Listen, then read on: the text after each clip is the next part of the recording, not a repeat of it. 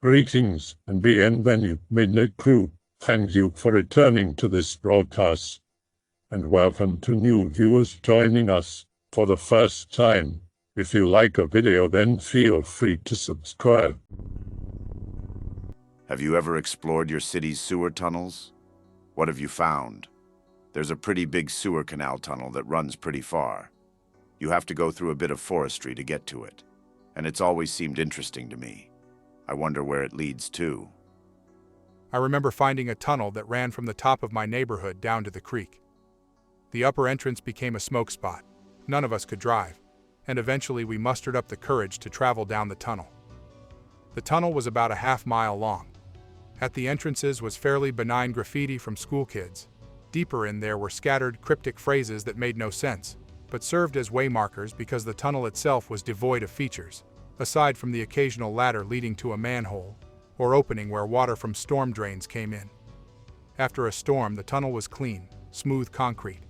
During a storm, it was a river. We never tried to go down, but we did see water pouring in through the storm drain holes nearest the closest entrance. I'm not saying I've actually gone into it. I mean, I did, but didn't really feel like going any further than the entrance, since there's an Air Force base nearby and I didn't want to stumble upon some restricted area and possibly get arrested. But from way I've seen it goes on for miles. In middle school, I did enter one with a group of friends, and it was cramped, humid, and had very little oxygen. I felt somewhat dizzy throughout the entire way, but it was a pretty fun experience overall.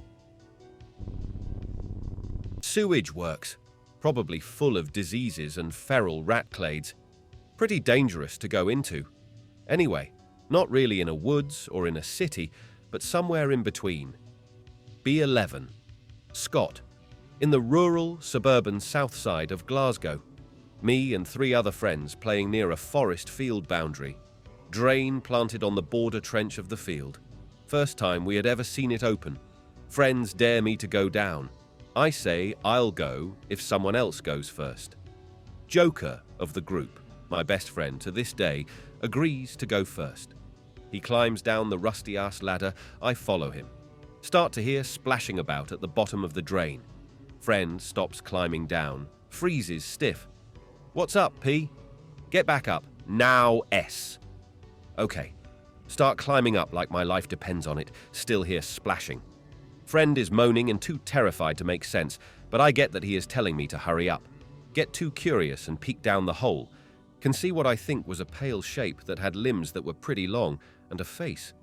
Might have been a paw, hand, or claw. That looked surreal. Nope. .png. It was dark. I'm not sure what I saw. Get to the top. Friend is convulsing with tears and terror. Insists we cover the drain back up instantly. We try for maybe 10 minutes, but our 11-year-old arms aren't strong enough to move the cover. Friend doesn't stop sobbing and shaking the whole time. Splashing stopped once we got to the surface again. We all go home, and for some reason, we don't talk about it. Next time we meet, we still don't talk about it. Elephant in the room. .jpg. Third time we met, I asked P what he saw. Doesn't answer me. Still in shock, I suppose. Fast forward till we are 16. Me and P still best buds. I eventually ask him what he saw, assuming he would be more mature now. Tells me it was shaped like a child, but with a screwed up face and really long limbs. Said face had eyes that weren't aligned and a slit for a mouth. No paws or claws, I asked him, so they must have been hands. Said it stared at him the whole time we were climbing back up and was splashing and motioning towards the bottom of the drain. Said he felt like a part of him wanted to go down and play with it. I got freaked out at this point and asked to stop talking about it. We still talk about it sometimes when we are drunk and alone. I think that shit scared us. I am a wastewater operator who has experience in not only operating and running a wastewater plant, but dealing with maintaining, cleaning, repairing, and replacing all sorts of sewer lines. Those brick-laid lines are about over 50 years outdated, and it's surprising that such a huge greaseball of that size did not collapse the line entirely. Bricks themselves are brittle and easily break down over time due to things like grease, rags, roots, and other debris that hang on joints and protruding breakages in the line. Also, another huge problem with a huge blockage such as this is harmful buildup of gases such as methane and hydrogen sulfide. Regulations here in Alabama under 8M rule require all businesses who discharge water into a collection system to have a grease trap. Also, the public could also get fined for dumping illegal items, grease being one of them, into the system. The main suggestion I can give is to put in place a more frequent preventative maintenance program, pipe burst or replace the outdated lines, and enforce a stricter policy for illegal dumping. Here is the biggest problem why places like London are obsolete compared to the States. Combined sewers are completely horrible and they only cause more problems. Combined sewers being stormwater and sewer water combined into one sewer. I understand they don't have much of a choice since it's such a highly populated area in a small space. But in order to prevent a major shutdown of drainage, certain protocols must be implemented. Hey X, I've got something interesting enough to bring me out of lurking. I hope some of you can perhaps give me some insight as to what the hell I saw. I was just another 8 or 9-year-old kid living in Mormonland, Utah, wasting his summer vacation while life was still fun. Out behind my house, practically in my backyard, was a huge dike at the mouth of a canyon coming from some nearby mountains. There was a drainage pipe that acted as an outlet for the little water that came down from the canyon at the base of the dike. Right above this big pile of accumulated sand was the perfect natural sandbox with the perfect natural garden hose providing a constant, steady trickle of water. It was easily visible from the back windows of my house, and this allowed for my mom to watch me play from within the house, and she'd let me mess around all day at the base of the pipe. I was a huge dinosaur nut and had a bunch of those nice, cool Carnegie collection models that a destructive kid like me should never have. Would take a bucket full of these out to the natural sandbox every day and would create little river systems and immerse myself in the anarchist society I created for my dinosaurs, sitting out in the sun for hours and getting sunburned pretty much every day with a neighborhood kid who tolerated me. Did this on and off for the majority of the first half of the summer. Nostalgia.sad. In mid-July, as it happens every year, it started to rain more, and one night we got hit with a decent thunderstorm. Lay in bed that night, no doubt anticipating the new environment I'd have to play in the next day. Got up at an hour, which no doubt pissed off my parents, not bothering to wait for my friend, and headed right out to my little natural sandbox. A significant amount of water was coming out of the pipe, and a small pond had formed where I usually played. I played with my lake for about half an hour as the sun rose a little. It had to be 7 or 8 in the morning. Was sticking dinosaur toys in the shallow mud and trying to balance some pieces of floating wood debris when something floated next to my little hands. I went to push it away because it was on a collision course with one of my improvised boats, but ended up recoiling. You know when you're a little kid and something startles you so badly that you don't scream, but you just kind of stare and retreat back a little with your heart jackhammering? That's what I did. Thing was about the size of a guinea pig, and I use an animal as a size comparison because it was definitely an organic thing. But it sure wasn't any animal or living thing I had ever seen or have ever seen since. It still freaks me out to think about. It floated in that low current region at the edge of the pool for a few seconds, and I got a decent look at the thing. It had that fatty pink-gray waterlogged color of something that's been dead and in water for a little while, but not yet falling apart. It had a head torso from which trailed half a dozen or so tentacle-like things, splayed out around it in the water, and a couple dragged in the mud. It was hairless and didn't look like it had ever had hair, but it wasn't scaly either. And it had a face. Not a human face, not even close, but a face. It reminded me slightly of the face of a pug or bat. It was wrinkled and flat. It had a toothless, slack, open mouth, and I could see one of its eyes, which was that dead custard color. Scared the hell out of me so much that all childish desire to examine or poke it with a stick was gone. I quickly retreated back to my house and told my mom what I had seen. My mom seemed worried and even interested, and accompanied me back out so I could show her. By then, the current had carried it away along with a couple of my dinosaurs, which was almost as upsetting as seeing the thing itself. We looked around and found one of the dinosaurs, but never found the thing. I was too nervous to play there for the next couple days, which worried my parents because I really loved playing out there, and they tried to convince me it was just a decaying dead animal.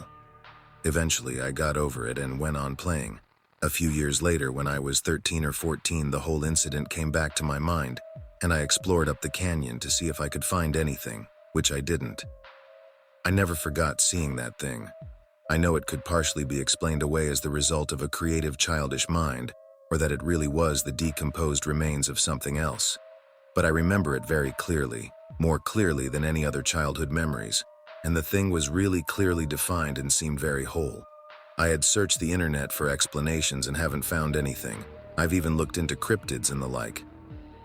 The globsters kind of remind me of it, hence the pictures, but it was much, much more clearly composed. What the hell was it? New one from South San Antonio, the Puddle Lady. Experience accounted firsthand by my brother and a small group of his friends. Be my little 17-year-old bro, about to have his little loud band rehearsal. His friend realizes he forgot a drum from his set. Let's all go get it, man. Almost 7 in the evening, walking through a creek. Friends see open drainage pipe entrance, whatever. Friend suggests they take the pipe for a shortcut. Despite never having been in, once they walk in, gradually gets darker. Along the way, see writings and graffiti that reads, "Beware the Puddle Lady." Arrows pointing that read Puddle Lady. They just laugh it off and keep going, joking and progressing. Been a bit, no light or ending to exit the pipe. Brother says he hears a faint cry off in the distance. Shut up real quick. Y'all hear that? Silent to listen, while they slowly keep moving forward. In a bit more, cry a bit shriller, just a bit louder. Some other friends whisper, "Great, I heard that dude." No end in sight, creeped out. "Yo man, screw this, let's go. My phone about to die too. Turn around and leave back to my home." That was what he recanted to me. He said some of his friends wanted to go back, but most were just like, no. I had honestly never heard of this Puddle Lady before, up until he told me what happened. Pick unrelated. I have another story that just sprung into memory. Around 12 or 13, at a friend's house. Friend lives in the outskirts of suburban area. Has a really big backyard that seamlessly fades into a large open field with no fence. Right at the imaginary border of the field, and his backyard, is a big drainage pipe. The pipe is big enough for an adult man to only have to crouch a little and be inside. We start yelling into the pipe and throwing stuff into it, seeing how far the flashlight goes into the darkness, etc. All of a sudden, this large roar rings out from the pipe. It sounded like a mix between a crocodile roar and a lion. Me and my friend and I booked it back to his house. Never hear the sound again or mention it to anyone. It was really spooky. I heard myths about crocodiles being in pipes and stuff. This spooked the hell out of me, and I can still hear the roar in my head today. B10, with some neighborhood kids by the pond. There's an overflow sewer thing which leads down to underground tunnels. Stupid kids do stupid stuff. We built a makeshift bridge out of sticks and reeds, crawled into it. About 3 other kids, and I went down the ladder. Spider webs everywhere and other gross stuff. The hell we doing down here? The oldest kid tries to act cool and starts to go down the tunnel. We all follow him, but stop a little ways in because we're cowards. Also, the smell is terrible. He goes forward but stops suddenly, screams bloody murder, turns around. "Run, get out, go now, go." We all freak out and run up the ladder. Says he thought he saw a body. We laugh, yeah, right. A few days later, cops all around the pond, they found the corpse of this missing girl in the tunnel. Since then, they've barred off all drainage pipes and overflow tunnels around the county. When we were kids, me and my friends would lay our stomachs down on our skateboards and go through the drainage system of our very large neighborhood. We wouldn't bring flashlights, and the only light we would see would be from sewer drains from the roads. Oftentimes, light would be over 200 meters away. Here is what happened the last time we did it. Go exploring in the drainage and sewer with our skateboards. Pipes are maybe 2.5 feet wide, small but big enough for 11-year-olds. Shit's dark as hell. Me, my brother, and my friend and his brother scooting along for about 2.5 hours through the pipes. Farthest we have gone this time. We go a little further than we have before. We get to a roadside drain. It opens up probably a 3 feet by 20 feet box, mildly lit. I look further down the pipe. The light must be at least 400 meters away. Brothers and friends are eating lunch in the corner. I look back and I see the light from the end of the tunnel gone. Realize something has to be blocking it.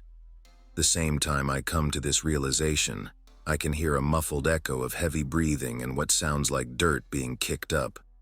Tell brother and friend that something is in the pipe with us. They don't believe me. I tell them to shut up and listen. They pause, listen, and think it's coming from outside.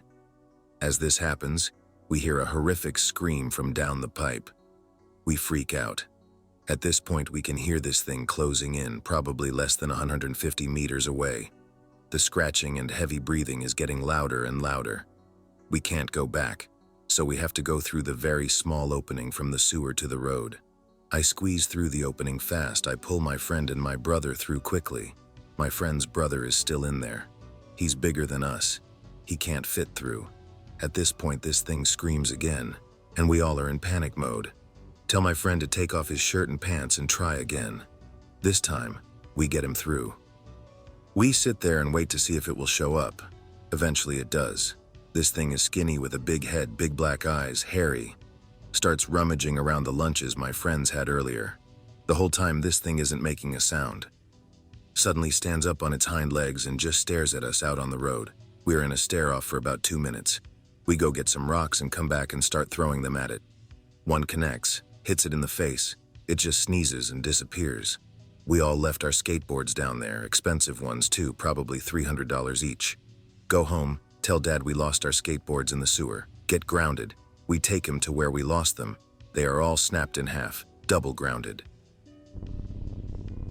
Hey X, does anyone know about creatures or stuff that live in sewers, underground stations, storm drains? Be me and my friend. Bored. Decide to go into a sewer thing nearby his house. We used to go there a lot as kids but stopped going once we were about 10. Walk in. Remember all the creepy pasta I read online. Want to go right now. Remember it's not real and I should stop being a coward. We go deeper in the sewer and storm drain. Hear noises behind us. Assume it's cars, under a road. Hear the same sounds later. Realize sounds like footsteps. Other people probably came in, so whatever. Soon the noises stop. Thank God they were creeping me out. Soon starts up again but louder and sounds more like slurred talk. Starts sounding like gurgles and yelling. Nope.jpg. We start running back. In the heat of the moment, we thought that was a good idea, even though that's where the noises were coming from. Get near the entrance and see the light. See a figure that looks kinda like a person. Get pissed thinking it was some kid trying to scare us. Yell at him telling him to go. Turns its head to us and yells its hellish scream. Doesn't sound like something a human can yell. Nope, back behind us the way we came. Hear it run around in the sewer. Hear the echoes get closer to us in front of us. We think it went through a smaller tunnel that there was no way it could fit through. Hear it from the corner up ahead. What the hell, we're gonna die. Run back the way we came. Get near the entrance and see the light. The thing not there. Thank God. Get out if the sewer friend is still inside waiting for me to cross the gate. Hearing things running closer. Don't see anything yet. Friend yelling at me. I hurry to get my foot through the gate. Fully through the gate. Friend is hurrying to get through when we heard the thing get closer to the gate. Friend looks back and says, he sees its shadow. Friend out of the gate, we both see its shadow. Hear it again and run back deeper into the sewer. Don't talk about it all the way back to his house. When I was 9, we moved to a new neighborhood. It was a little cul-de-sac in the then developing suburbs of Columbia, Missouri. Nice and cheery, but farther out from the middle of town, so I had to ride the bus into town. On the plus side, however, my best friend Sam lived 2 doors down, so I had some company. The night we moved in, I asked my parents if Sam could spend the night, and they agreed. My mom got some pizza rolls and Dr. Thunder for us while we played. Most of my toys were still in boxes stacked in my room except for my favorites, so Sam brought some of his. Snake Eyes and Kapaka were duking it out against Megatron and the Makuta to save Action Man from their evil clutches. Kapaka had frozen Megatron's T-Rex feet when we heard slow gurgling coming from underneath the floorboards. My little sister had just gone to the bathroom, so I figured it was the house's plumbing, but Sam insisted that it was an evil blob monster that he had totally seen get a cat a few months ago. I told him that was stupid. He called me stupid, and the insults escalated to fart eater, when Mom called from the kitchen to get pizza rolls and soda. That night, after Action Man's heroic rescue, I laid awake in my sleeping bag thinking about the blob in the plumbing. The previous school year, Sam had done a piece for our class's writer's workshop about the blob that ate cats. It was a silly little story about a monster that lived in the storm drains and plotted to eat every cat in the world. The class thought it was funny, but Sam insisted that it was real to the point of the teacher taking him outside and talking to him. The next morning, Sam went back home and I helped my parents unpack. Erin, my little sister, took up a lot of Dad's time. She was bored and wanted something to do. In the week that followed, we managed to unpack everything, just in time for school to start. It was a crummy way to end the summer, but when my parents gave me a new Bionicle Hortica poster to put in my room, I didn't mind so much. I lay in bed that night, looking across the room at the Toa Hortica, swinging valiantly through the green webs of their ruined city, and wondered what we were going to do tomorrow. I was so preoccupied by thoughts of starting 4th grade that I didn't notice the gurgling noise at first. It seemed to come from the floor just underneath my bed. My imagination took over, filling my head with pictures of vicious, squishy monsters. I pulled my head underneath the covers and waited for morning to come. When it did come, my mom woke me up to get ready for the first day of school. When I had finished my scrambled eggs, I ran out to the bus stop to wait with Sam. We talked and joked about our new teacher, whom neither of us had met, and how much of a dragon lady she was going to be. At school, it turned out that Mrs. Torbett was a very nice middle-aged lady. She had us all draw pictures of what we did over the summer, then go in front of the class and tell the rest of the students about it. She didn't even mind that I had drawn a Bionicle helping us carry boxes into the new house, and told me it was a very nice imaginative touch. Then it was Sam's turn. Sam, with a customary troublesome smirk on his face, held up a picture of him and me playing with toys. The picture didn't stop there. It cut away through the floor to show a dark, gray-black mass, all rounded humps and waving tentacles, chasing a cat through the sewer. My heart sank as he told the class about hearing the blob in my room. The class laughed, most of them being veterans of Sam's old blob story. Sam, very unusually, turned red and stamped his little feet and started shouting, "It's true! It's true!" He looked at me, as if for confirmation, but all I could do was put my head on my desk. The teacher politely asked Sam to quit disrupting, then called for a member of the faculty to take him to the principal's office. The rest of the day proceeded normally, but without Sam. On the bus ride home, Sam refused to sit with me, and I rode in shamed silence, feeling like a total sellout. He didn't even say goodbye when we got off. Any sadness I felt that afternoon, as I sat in my room and moped, evaporated when I saw Mom coming home with a familiar snout hanging out the back window. I rushed outside to greet the family's old rat terrier, Pumpkin, to our new home. She barked and jumped, trying to lick my face as I patted her. After letting her sniff around outside and do her business, Mom led her inside. Pumpkin froze in the doorframe, ears pricked, stump of a tail tucked in tight. She sniffed the floor apprehensively and took a few gingerly steps inside, never letting her guard down. Mom explained that dogs were sometimes cautious about visiting new places. That night, I woke up with a start. Pumpkin, curled up next to me when I went to bed, was now whimpering and yipping, standing at the edge of the bed. The gurgling noise was back. Pumpkin gave a few half-hearted yips and cowered into me, shaking. As she whimpered helplessly, I tried soothing her with a few strokes down her quaking back, but the gurgling noise persisted. Then I felt something warm spreading from where the dog lay, curled and shaking. My back turned cold and icy. I knew that dogs only peed like that when they were very afraid. This was Pumpkin, a terrier who as a puppy used to thrash rats nearly her own size, terrified and peeing the bed. Something was very wrong. The gurgling sound seemed to move slowly around the room, then stopped entirely.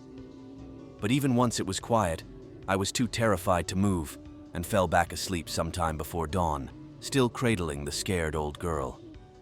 The next morning, I didn't tell my parents what had happened, afraid they wouldn't believe me, or wouldn't let Pumpkin sleep with me anymore. Instead, I made some story about having a nightmare and accidentally wetting the bed. They gave me a sad look, but didn't press the issue any further. That day at school, I apologized to Sam on the playground, and we were best friends again.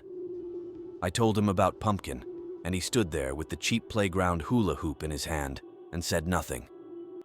I didn't hear the noise again until the middle of September, the night Pumpkin disappeared. It was around 11 at night, late for me, when Pumpkin woke me up by jumping off the bed and scratching at my bedroom door to be let out. Groggily, I took her to the backyard to go to the bathroom. I stood by the sliding glass door, my back turned to give her some privacy. Not that I was squeamish about that thing, but since she was a puppy, Pumpkin had refused to poop unless she had some space to herself. I heard a single strangled yelp and jumped, turned to the glass door. Pumpkin was gone. I cried out and ran to my parents' room, gibbering about the poor old dog.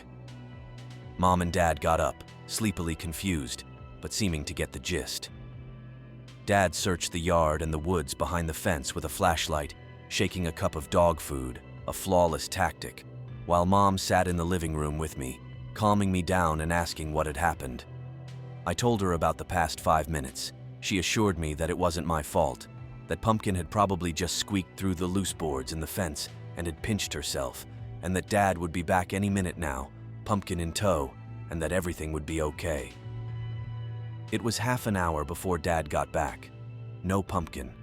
We called the Humane Society for weeks afterward, but no dog matching old Punk's description had been found. Eventually, the family seemed to forget about the sweet old girl, but in the back of my mind, something was wrong. In all the searching of those days, they had missed something. In my neighborhood, the backyards were built with a drainage system to prevent flooding. The yard shared a common drain pipe, the size of a man's head, curved a few inches down so that nobody could stick their foot in it, covered with a metal grate. The drain was in our yard, and on that night, the grate had been off. It's November now. I hadn't heard the gurgling noise since Pumpkin had vanished, and had almost forgotten about it. I was taking a shower after school with my favorite watermelon shampoo, rinsing the stuff out of my hair, eyes closed against the sting. I felt something, cold where the water was hot, touch my foot. I opened my eyes with a gasp in time to see something black-brown slither through the drain. I screamed and jumped out of the shower, suds clinging to my hair. Something gurgled and banged against the lid of the toilet, and I bolted from the bathroom, dripping wet. I screamed and sobbed my way to my room and cowered on the bed, my wet skin soaking the comforter. I heard the gurgle creep up on me, to my room. Between sobs and moans, I could hear it, gurgling and bubbling underneath my bed. The gurgling sounded almost hungry. My mom found me there, curled up, damp and naked, sobbing on the bed. She put Aaron in her room and came to my side. I flinched from her hands until I realized who it was. I flung myself onto her, sobbing and gasping, and before she could ask what was wrong, I told her everything. The noises, Sam. Pumpkin getting scared and peeing the bed, hearing the noise before she disappeared, about the shower and the toilet. She stroked my hair, understanding in her voice, and told me that everything was okay, that I shouldn't blame myself for what happened to Pumpkin, that sometimes dogs just run off. I pulled away from her and looked at her like she was crazy. What didn't she get? Did she think that I was making up a story to cover my grief? I kept insisting that that wasn't the case. She conceded, and told me that tonight we were getting to the bottom of this. That night, a Friday night, she stayed up with me in my room, waiting to hear something. Sure enough, the gurgling noise came crawling underneath the floor. It seemed to come from right underneath where we sat on the floor, playing with Legos. Seeing me starting to get scared, she instead reached out a hand and told me to listen. I listened. She said that the noise was just the plumbing acting up, that what I felt in the shower was just cold water, the shampoo going down the drain played tricks on me, that the toilet banging was just from me jumping around. To prove it, she told Dad to go to land developers the next day and get a blueprint of the house to show me where the plumbing was. When Dad got home the next day, He looked confused. He talked with Mom, showed her something on paper. She went white-faced and looked like she was about to scream. She didn't know I was watching them from around the corner. They left the blueprints on the table to go talk in the other room. I snuck into the kitchen and grabbed them off the table.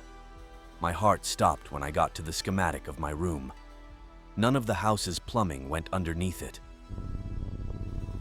I'll post my sewer experience for you boys. 19 with a friend. Know about this abandoned water treatment facility.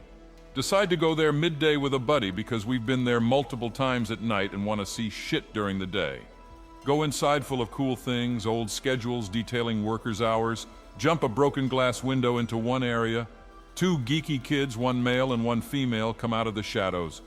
I say kids because of how they acted.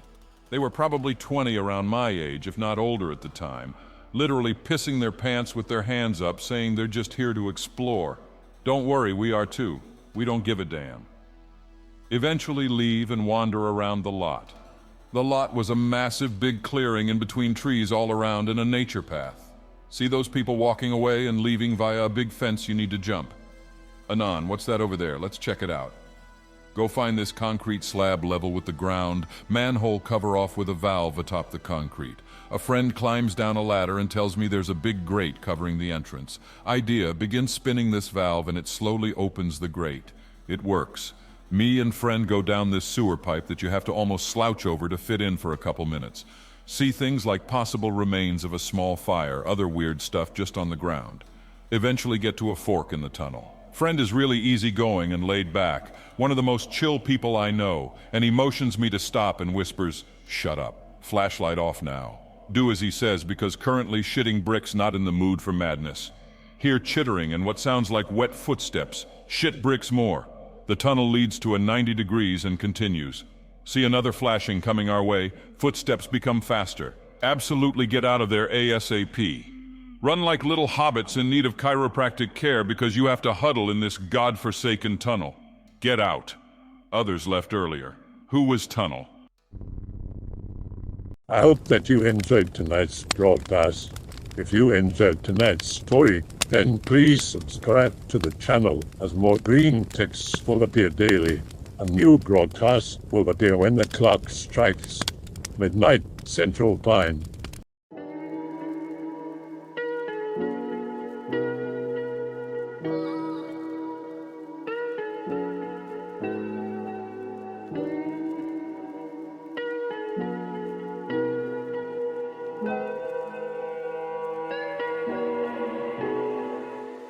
Remember to check out the Odyssey page in the description for a second archive of the channel's videos. There's also a Rumble archive as a backup,